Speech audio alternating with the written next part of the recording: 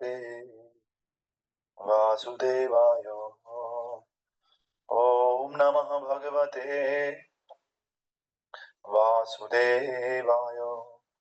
नारायणं नमस्कृत्यं नरं चैव नरोत्तमं देवीं सरस्वतीं व्यासं ततो जयमुदीरये। नष्टप्रायेषु स्वभद्रेषु नित्यं भागवत सेवया भगवते उत्तमश्लोके भक्तिर्भवति नैष्ठकी। कृष्णाय वासुदेवाय देवकी नन्दनाय च नन्दगोपकुमाराय श्रीगोविन्दाय नमो नमः। मूकं करोति वाचालं पङ्गुं लङ्घयते गिरिं यत्कृपां तमहं वन्दे श्रीगुरो दीनतारिणं श्रीपरमानन्दमाधवं श्रीकृष्णचैतन्य ईश्वरं गुरुवे गौरचन्द्राय राधिकाय तदालये कृष्णाय कृष्णभक्ताय तद्भक्ताय नमो नमः। नमो विष्णुपादाय कृष्णपृष्ठाय भूतले श्रीमते भक्तिवेदान्त स्वामिने इति नामिने। नमस्ते सारस्वते देवे गौरवाणी प्रचारिणे निर्विशेष शून्यवादी पाश्चात्यदेशतारिणे। जय श्री कृष्ण चैतन्य प्रभु नित्यानंद श्री अद्वैत गदाधर शिवाजादि गौर भक्त वृंदा। हरे कृष्णा कृष्ण कृष्ण हरे हरे हरे राम राम राम हरे हरे।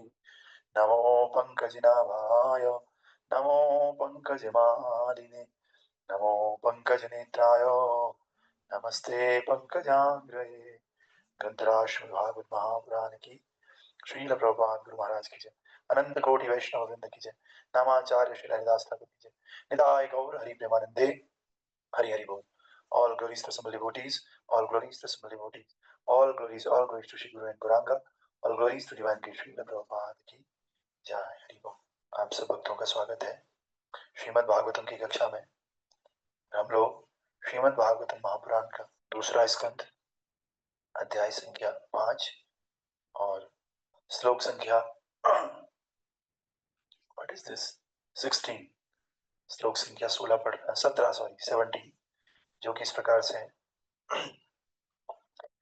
तस्यापि द्रष्टुरीशस्य कूटस्थस्याखिलात्मनः सृज्यं सृज्यामि सृष्टोऽहम् ईक्षयेवाभिचोदितः। तस्यापि दृष्टरीशस्य कूटस्थस्य अखिलात्मनः सृज्यं सृज्यामि सृष्टोऽहम् ईक्षयेवाभिचोदितः। तस्यापि द्रष्टुरीशस्य कूटस्थस्य अखिलात्मनः सृज्यं सृज्यामि सृष्टोऽहम् ईक्षयेवाभिचोदितः। हरे कृष्ण। हरे कृष्ण प्रभु जी। तस्यापि दृष्टिर्शिष्य कुटस्थस्याखिलात्मना सृज्यं सृज्यामि शिष्टोऽहं शिष्य एवाभिचोदितः। हरे कृष्ण प्रभु। तस्यापि दृष्टुर्यस्य कूटस्थस्य अखिलम् आत्मना सृज्यं सृज्यामि सृष्टस्य अहम् इच्छया एव अभिचोदिता। हरि बोल। ओके, तो इसका अर्थ कल हमने पढ़ा। ब्रह्मा जी बता रहे हैं कि भगवान के द्वारा प्रेरित होकर मैं इस सृष्टि को करता हूं और मैं भी केवल उन्हीं के द्वारा सृजित हूं। मुझे भी भगवान ही बनाते हैं, ब्रह्मा जी कह रहे हैं। और जो ये सृष्टि है इसको भी पहले भगवान ने ही मुझे दिया, फिर मैं बस इसमें थोड़ा छेड़छाड़ करके इसको मॉडिफाई करता हूँ। वास्तव में इसके असली सृजनकर्ता तो केवल भगवान है। तो कल हमने देखा था प्रभुपाद जी ने कोलंबस का उदाहरण दिया था कि जो वेस्टर्न कंट्रीज हैं वो कोलंबस ने केवल उनको ढूंढा था, बाकी वो तो पहले से एग्जिस्ट करते थे, है ना।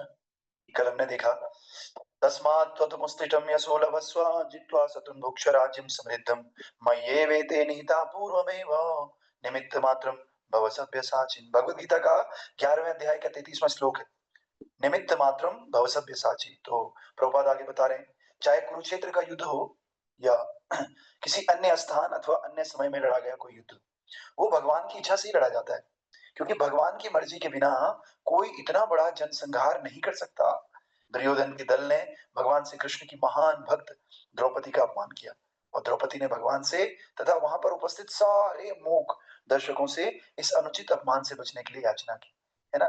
तब अर्जुन को भगवान ने सलाह दी कि वो लड़कर बदला ले, अन्यथा दुर्योधन का दल भगवान की इच्छा से किसी न किसी प्रकार मारा ही जाएगा। इस तरह अर्जुन को निमित्त मात्र बनने तथा भीष्मदेव एवं कर्ण जैसे महान सेनापतियों का वध करने का श्रेय लेने के लिए कहा गया। तो आप सबको पता है अर्जुन युद्ध भूमि में बिल्कुल युद्ध नहीं करना चाह रहा था, तो बिल्कुल हथियार छोड़ के चले गया था।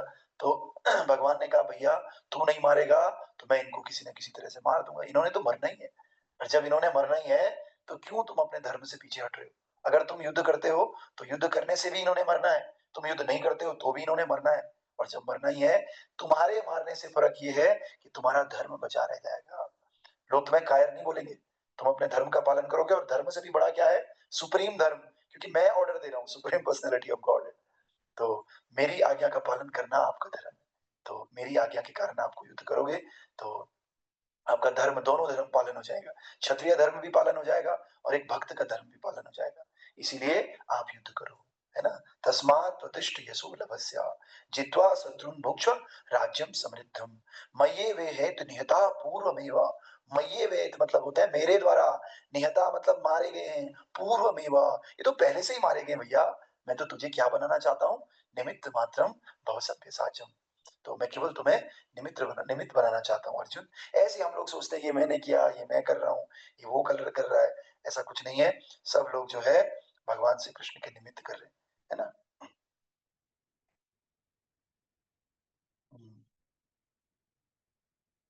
तो आगे कह रहे हैं कठोपनिषद जैसे वैदिक ग्रंथ में भगवान को सर्वभूत अंतरात्मा के रूप में वर्णित किया गया है, अर्थात वे प्रत्येक शरीर के भीतर निवास करने वाले हैं तथा उनकी शरण में आने वाले प्रत्येक व्यक्ति को निर्देश देने वाले जो शरणागत नहीं है। उन्हें भौतिक प्रकृति के संरक्षण में रखा जाता है, और जैसे कि भ्रामयन् सर्वभूतानि यंत्रारूढ़ानि मायया, है ना, और इस तरह उन्हें अपने ढंग से कार्य करने का आदेश दिया जाता है और स्वयं दुष्परिणाम भोगने दिया जाता है। ब्रह्मा तथा अर्जुन जैसे भक्त अपनी ओर से कुछ भी नहीं करते, अपितु पूर्ण शरणागत होने के कारण भगवान के संकेतों की प्रतीक्षा करते रहते हैं। अतएव वे कुछ ऐसा करने का प्रयास करते हैं जो सामान्य दृष्टि में अत्यंत आश्चर्यजनक प्रतीत होता है। भगवान का एक नाम उद्यक्रम है, जिसका अर्थ है जिसके कार्य अत्यंत अद्भुत और जीव से परे होते हैं। तो भगवान के कार्य हमारी कल्पना से परे हैं, उसको बोलते हैं उद्यक्रम। उद्यक्रम उद्यक्रम मतलब ऐसे काम जो हम सोच भी नहीं सकते, वो प्रभु करते हैं, है ना। और भगवान के भक्तों के कार्य कभी कभी अत्यंत अद्भुत प्रतीत होते हैं, और केवल भगवान के ही नहीं, भगवान के भक्तों के कार्य भी अत्यंत प्रतीत होते हैं, इस तरह से अद्भुत प्रतीत होते हैं। आप सोचोगे कि कैसे कोई कर सकता है नियमों का पालन, है ना। साथ ही साथ कई लोग तो अपना जॉब बिजनेस, कई लोग बड़ी बड़ी पोस्टों पे हैं, दुनिया भर का प्रचार कर रहे हैं और नियमों का पालन कर रहे हैं, अपनी साधना कर रहे हैं, और उनके पास भी समय वही 24 आवर्स, सबके पास वही 24 आवर्स है, लेकिन वो लोग ऐसा चमत्कारी प्रयास कर रहे हैं, प्रचार कर रहे हैं, काम धंधा कर रहे हैं। तो इस तरह से आपको लगेगा कि हाँ, भगवान के भक्तों के कार्य बहुत अद्भुत हैं। तो इस प्रकार से ब्रह्मांड के सर्वोच्च बुद्धिमान जीव ब्रह्मा से लेकर एक क्षुद्र चींटी तक सारे जीवों की बुद्धि भगवान द्वारा सारे कार्यों के साक्षी के रूप में देखी जाती है। और भक्तों ऐसा क्यों होता है? कह रहे हैं केवल क्योंकि उनमें भगवान का निर्देशन रहता है, क्योंकि भक्तों को भगवान गाइड करते हैं, तो इसलिए भक्त थोड़ा ज्यादा पोटेंसी के साथ भक्ति करते हैं, सब कुछ मैनेज करते हैं, भक्त एक बैलेंस लाइफ जीते हैं। तो इस प्रकार से आगे भगवान कह रहे हैं कि चींटी तक सारे जीवों की बुद्धि भगवान द्वारा सारे कार्यों के साक्षी रूप में देखी जाती है। भगवान की सूक्ष्म उपस्थिति का अनुभव उस बुद्धिमान व्यक्ति को होता है जो सोचने, अनुभव करने तथा चाहने के मनोवैज्ञानिक प्रभावों का अध्ययन कर सकता है। तो भक्तों आगे हम देखेंगे सत्वम रजस्तम इति निर्गुणस्य गुणास्त्रय स्थितिर्सर्ग निरोधेषु गृहीता मायया विभो।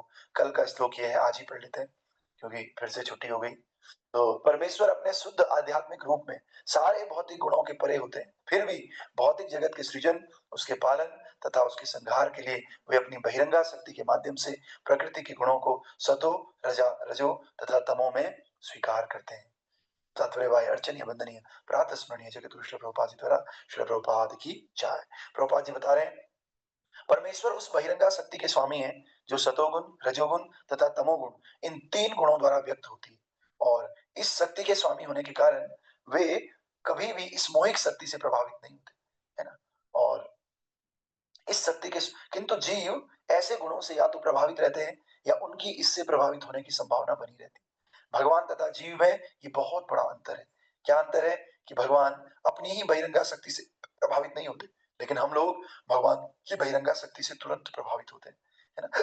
यद्यपि जीव मूलतः गुणात्मक दृष्टि से भगवान से एक है, किंतु जीव इन गुणों द्वारा प्रभावित होते रहते हैं। दूसरे शब्दों में ये भौतिक गुण भगवान की बहिरंगा शक्ति से उत्पन्न होने के कारण निश्चय ही भगवान से संबंधित होते हैं, लेकिन ये संबंध स्वामी तथा दास के संबंध जैसा होता है। परमेश्वर भौतिक शक्ति के नियामक है, किंतु सारे जीव जो भौतिक जगत में फंसे हुए हैं वे न तो स्वामी है न नियामक है, प्रत्युतः वे ऐसी शक्ति द्वारा नियंत्रित होते हैं या उसके अधीन हो जाते हैं। वास्तव में भगवान अपनी अंतरंगा या आध्यात्मिक शक्ति से उसी प्रकार नित्य प्रकट रहते हैं जिस प्रकार स्वच्छ आकाश में सूर्य तथा उसकी किरणें प्रकट होती रहती है। लेकिन कभी-कभी वे भौतिक शक्ति उत्पन्न करते हैं, जिस प्रकार सूर्य निर्मल आकाश में बादल उत्पन्न कर देता है।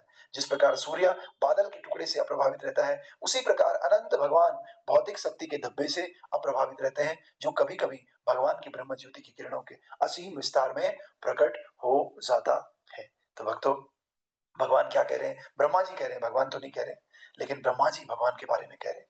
कितना प्रेम ब्रह्मा जी भगवान से करते हैं, और इन ब्रह्मा जी को अगर हमें फॉलो करना है तो ब्रह्मा जी की बातों को फॉलो करना होगा। ब्रह्मा जी भगवान का बड़ा विस्तार कर रहे हैं। वो कह रहे हैं कि हम सब लोग जितने भी जीव हैं भगवान की माया से प्रभावित रहते हैं। अभी देखिए, ये सब इतनी बारिश, तूफान, आंधी, इतना सब कुछ हो रहा है, हम सारे जीव भगवान की माया से बहुत परेशान और प्रभावित रहते हैं। लेकिन प्रभु इस माया के स्वामी होने के कारण प्रभु इससे बिल्कुल प्रभावित नहीं होते, बल्कि हमको इस माया के प्रभाव से बचाने का प्रयास करते हैं। लेकिन हम लोग अज्ञानी होने के कारण, अबोध होने के कारण इस माया के जाल में फंसते रहते हैं और ये करते हैं, तू, तेरा, मैं, मेरा, सब इधर ही धरा का धरा रह जाता है। आज सुबह मुझे कॉल आया तो कोई किसी की डेथ हो गई, बोलते कि रक्षाबंधन के लिए आए थे तो एकदम फिट रक्षाबंधन से आते हुए इधर उधर घूमने जा रहे थे, गाड़ी में अटैक आ गया। बोला अभी इनको हरिद्वार लेकर जाएंगे, आप आपके पास अगर समय है तो आ जाओ। तो सोचो, क्या है? कुछ भी नहीं है, एकदम खत्म। तो इसलिए हम सबको ये जीवन जो थोड़ा थोड़ा है इसको भगवान की सेवा में लगाना चाहिए, है ना? लगा करके, किसी का कोई भरोसा नहीं कब चले जाए। तो फिर लोग बोलेंगे क्यों फिर भगवान की भक्ति क्यों करनी? एक्चुअली जब हम जाएंगे तो जा करके हमारे पास थोड़ा बहुत धन रहेगा, भगवान का नाम रूपी धन रहेगा, कोई ना कोई अकाउंट रहेगा हमारे पास, है ना? क्योंकि जाना तो सबको ही है ना, चाहे रंक हो, चाहे राजा हो, चाहे फकीर हो। लेकिन अगर ये भगवत नाम का अकाउंट हमारे पास रहेगा, भक्ति का अकाउंट रहेगा, तो हमें जाने में समस्या नहीं होगी, बहुत आसानी से हम क्रॉस कर जाएंगे। वरना जो ये शरीर है, ये शरीर तो शमशान की अमानत है। ये शरीर हमारा थोड़ी, संसार की अमानत है। संसार नहीं, शमशान। और शमशान में ये लकड़ी इन सब से फटाफट जलता है और अपने पानी, जल, अग्नि और ये जो जमीन है, पृथ्वी, इन सब में विलीन हो जाता है भक्त। तो इसीलिए हम सबको शरीर का धर्म पालन तो करना ही है कुछ समय के लिए, लेकिन इससे ऊपर उठ करके आत्मा का धर्म अवश्य पालन करना है। आत्मा का धर्म हमें बचाता है, इस शरीर के खत्म होने के बाद भी बचाता है। इसीलिए हम सबको आत्म धर्म का पालन करना है। आत्म धर्म क्या है? भगवान की जिज्ञासा करना, भगवान की भक्ति में बढ़ चढ़ करके हिस्सा लेना और भक्ति को प्राथमिकता देना, ये आत्मा का धर्म है। तो आत्मा का धर्म हमें बड़े से बड़े भय से रक्षा करता है ना? तो इसलिए आप सब लोगों से गुजारिश है कि सब लोग जो है खूब भगवान की भक्ति करें और सुबह-सुबह का समय जो है प्रभु कीर्तन में, प्रभु आराधना में, प्रभु से प्रेयर करने में इस पूरे के पूरे सुबह के समय को लगाएँ। और फिर जब सुबह का मॉर्निंग प्रोग्राम हो गया, उसके बाद आप जाकर के अपने कामों में लग जाएँ, क्योंकि शरीर का पालन भी आवश्यक है, लेकिन उससे ज़्यादा आवश्यक है इस आत्मा का पालन। और आत्मा का नरिशमेंट केवल कृष्ण कृपा, कृष्ण भजन से होता है ना? तो हम सब लोग, भगवान हम सब पर दया करते हैं, सब जीवों पे, चाहे वो भक्त हो, चाहे अभक्त हो। दया करते हैं, दया करके हमें ये मनुष्य शरीर देते हैं और हमें अपॉर्चुनिटीज देते हैं, सूरज देते हैं, बारिश देते हैं, फसलें देते हैं, अन्न देते हैं, दूध देते हैं, सब कृष्ण देते हैं। लेकिन इस सब देने का उपयोग कोई भक्ति में करता है, कोई नहीं करता है। बस जब भक्तों की कृपा होती है, कृष्ण की कृपा होती है, तो हम भक्ति शुरू करते हैं। और इस भक्ति को लगातार बनाए रखने के लिए हमें प्रभुपाद जी की कृपा लेनी। तो प्रभुपाद जी की कृपा कैसे लेंगे? प्रभुपाद जी ने जो बताया है उस रास्ते पे हमें चलना है। प्रभुपाद जी ने जो आराधना के स्टेप्स हमें दिए हैं उसको एज इट इज पालन करना है।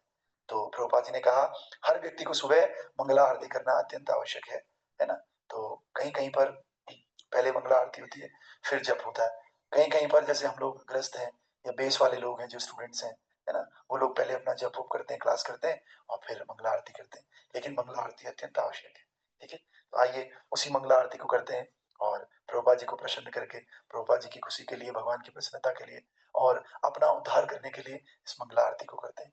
श्रील प्रभुपाद की जय। ग्रंथराज श्रीमद् भागवत महापुराण की जय। तो मंगला आरती बहुत आवश्यक है। सब लोग मंगला आरती के समय छोड़ छोड़ देते हैं।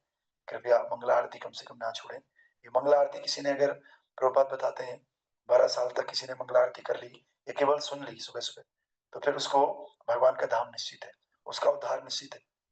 तो आप लोग एक दिन भी ब्रेक किए बिना इस मंगला आरती को सुनिए और गाइए, जैसे हम गाते हैं आप भी वहां पर गाइए। ठीक है। संसार दावा नलली ढलोका